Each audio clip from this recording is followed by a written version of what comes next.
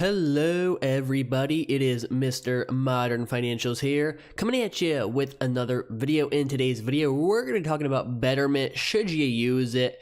Is it for everyone? What are the pros? What are the cons? What are the fees? All of the information you need to know is going to be in this video. Now, before we even start the video, I'm going to ask a quick favor of you. If you are not already subscribed to the channel, be sure to hit that subscribe button down below.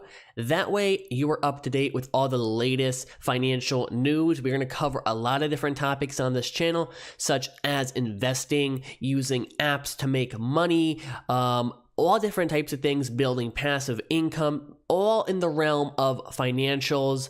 Hence the name Mr. Modern Financials. So let's get into it. Betterment. What is it? Betterment is basically a micro advisor, which is a low cost way to manage your money. So you basically go into the app and you will pick a goal and you'll put in money. They have plans where you put in some every month and you have a goal basically. And you'll be like, oh, I want to have $10,000 by this year. So Betterment, using calculations, will kind of give you a rough estimate of how much you have to put in each year to get to your goal. And another cool thing is it allows you to be very specific with the amount of risk you want to take. So on my thing, I only have a couple $100s in here. So I did a high risk plan. This is more for a testing. This isn't the majority of my investments. This is kind of just a side thing I have going on.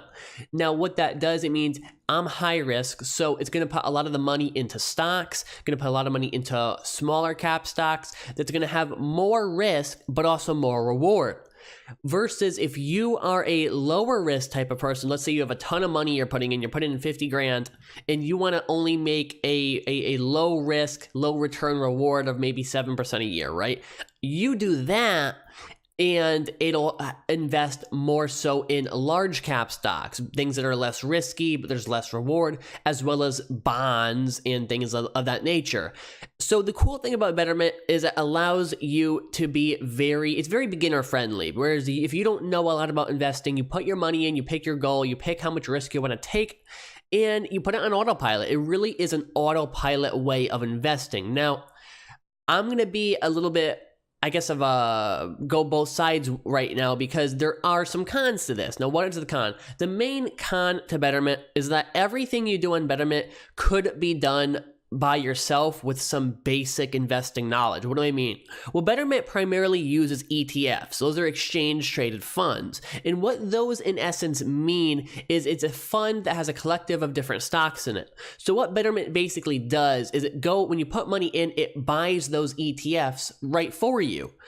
And Betterment's fee is relatively low. It's 0.25% a year. So it's 0.25% a year.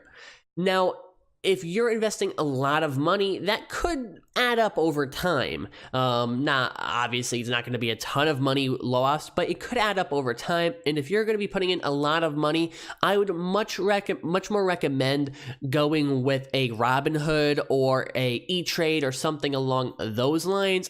That's something that's going to have a little bit more flexibility, like it's going to have a flat rate or it's going to be completely free in the case of Robinhood. So it's kind of one of those things where if I were to put this in a summary, put the video in a summary, Betterment is great for beginners who only want to put in a couple grand. It's not necessarily, in my opinion at least, the right option if you're putting in tens of thousands of dollars. If you're doing that, I would go with Robinhood or an E-Trade or something along those lines. That is what my personal advice would be, just because, again, everything Betterment does could be done without that 0.25% a year fee. And remember, that's on top of the ETF fee. So if you're putting in 10 grand and expecting 7% a year, you're not getting 7% a year. Because Betterment is taking their percent, which is 0.25, and the actual ETFs already have fees built into them, which are usually under 1% a year. I mean, it depends on how much risk you're willing to take, but I still think Betterment is a good option for beginners who only want to put in a small amount of money. It's not the right option for large-scale investors, and it is not the right option for people who are looking to learn more about investing, because Betterment makes it so easy that you don't really have to learn a lot about investing. You put your money in and you get you do your thing, right? So if you're looking to learn a lot about investing, I would not go with Betterment. I would go with Robinhood and learn and then buy ETFs on Robinhood, because it's the same thing as buying them on Betterment, only it's less fees on Robinhood because there are no 0.25% yearly fees. But if you're more of a laid back type of person and want to let it run on autopilot, you don't want to worry about which ETFs to buy, then go with Betterment. I will have a link to Betterment in the description. Make sure you check it out. Also, I will have a link to Robinhood in the description. Check that link out and you will get a free stock with Robinhood. It could be a $5 stock, could be a $500 stock. Use that link in the description. Get yourself a free stock. Even if you're going with Betterment, get the free stock from Robinhood. Do what you want to do with that. That's it for this video. Again, guys, thank you so much for watching, and I will catch you in the next video. Have a great day.